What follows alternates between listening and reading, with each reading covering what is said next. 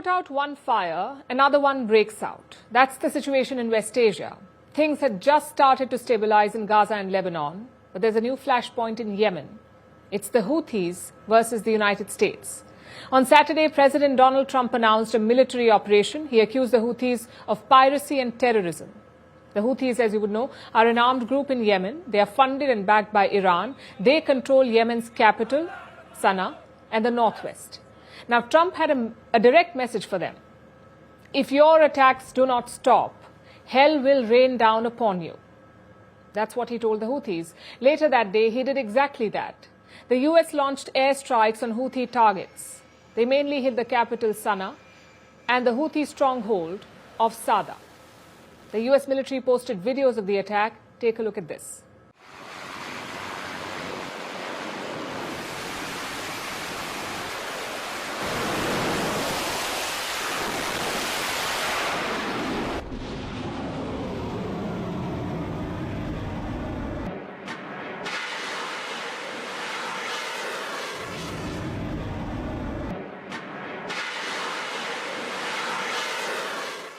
Trump and his officials were monitoring the strikes. The White House later published some pictures. They showed Trump in his typical golfing attire, white T-shirt and a red MAGA hat.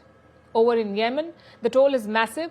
Houthi officials say at least 53 people have been killed, which includes 5 children. They say the US hit residential areas in Yemen, and the videos show the true extent of the damage. You can see mangled beams, blocks of broken concrete, and buildings reduced to rubble. Take a look at this now.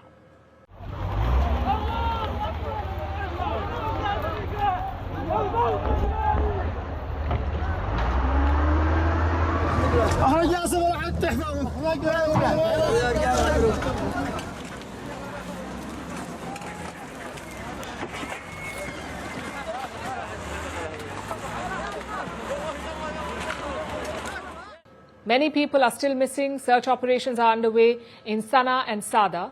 The goal is to rescue people trapped under the rubble. But right now, time is running out for them, and the US is not done yet. Their military says this operation will continue. The first round of strikes was on Saturday, and the second was this morning. Trump's national security advisor claimed multiple Houthi leaders had been taken out. He says the attacks are meant to be overwhelming. The difference is these were not kind of pinprick, back and forth, what ultimately proved to be feckless attacks. This was an overwhelming response that actually targeted multiple Houthi leaders and took them out. And the difference here is, one, going after the Houthi leadership, and two, holding Iran responsible. So the US is not interested in restraint. They want to drive fear into the hearts of the Houthis, which raises 2 questions. Why now, and will it work? You see, since 2023, the Houthis have been attacking ships in the Red Sea. First, they targeted only Israeli ships, but eventually other vessels were also hit.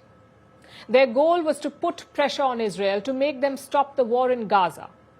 When the war ended, so did the Houthi attacks. Then earlier this month, something changed. Israel cut off humanitarian aid to Gaza, so the Houthis asked Israel to lift the aid embargo. If not, they threatened to resume the attacks. Days after that, Trump ordered the strikes, which brings us to the second question. Is it even working? In public, the Houthis are defiant. They claim to have attacked US warships in the Red Sea, specifically the Truman aircraft carrier. The Houthis say they will meet escalation with escalation. Now we will meet escalation with escalation.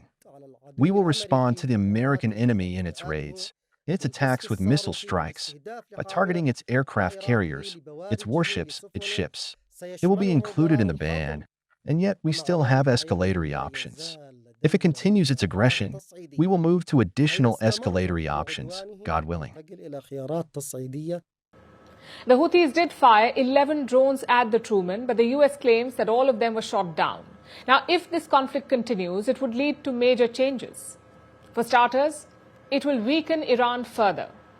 Their proxies have been crippled in the last 2 years. First it was Hamas in Gaza, then it was Hezbollah in Lebanon. If you add Bashar al-Assad's ouster in Syria, it's been setback after setback for Iran. The Houthis had largely escaped this onslaught. But Trump has set his sight on them. It's the perfect chance to weaken another Iranian proxy. And how is Iran responding to this? As always, they've distanced themselves from the Houthis. Ansar Allah, as representatives of the Yemenis, make their strategic and operational decisions on their own. The Islamic Republic of Iran plays no role in setting the national or operational policies of any faction of the resistance front, including Yemen.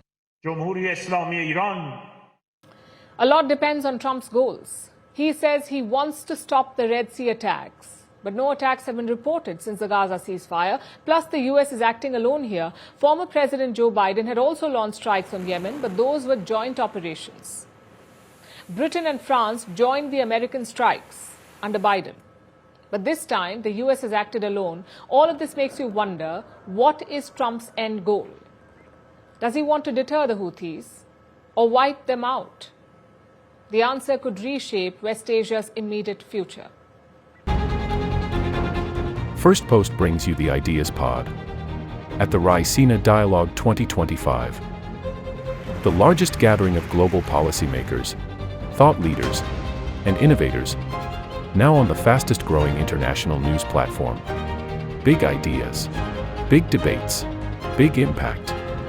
Only at the Ideas Pod. Raisina Hill. Firstpost gives you front-row access to the conversations that matter most.